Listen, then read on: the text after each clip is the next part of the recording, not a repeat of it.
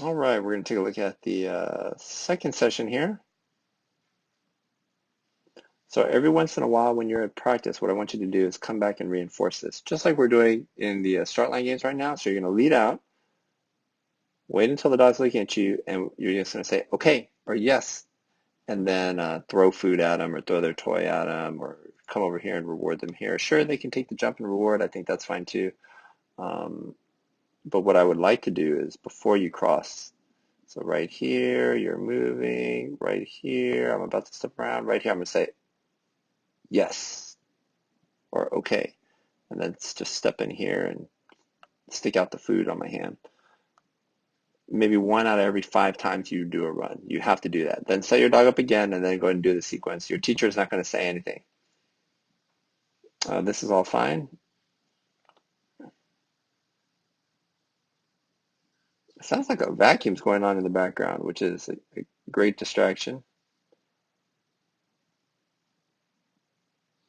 Okay, so here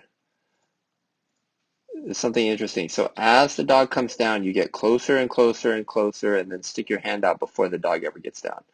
We don't want to do that in practice, ever. Why? Because we can't do that in trials, right? And so what happens is when you go to a trial, you're not going to do that, and then the dog's going to be very confused about what they need to do because they're not getting the same help that you're giving the dog in practice.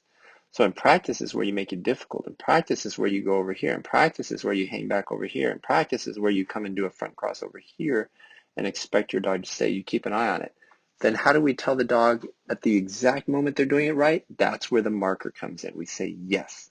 We don't say good boy, good girl, or nice job, or anything like that. We say yes. Right at the exact moment they put their 2 feet on, their back 2 feet off, or vice versa, and they're in good position. That's when we need to do it. So that's how we can reward even though we're far away. Right now, the dog can only get there if you're luring them and you're very close, and this is never going to be allowed in a trial. Therefore, your dog is probably going to struggle with this at a trial. See, now you're saying yes, but what are you saying yes to? You're saying yes to the dog taking treats from your hand, which is a situation they're never going to run into in a trial. So it doesn't even matter that your dog can do that. You're never going to be able to cue them or help them that way at a trial.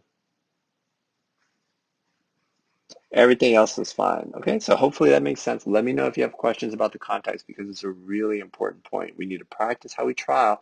We need to trial how we practice. We need to use the same words, the same body language, and the same system of rewards.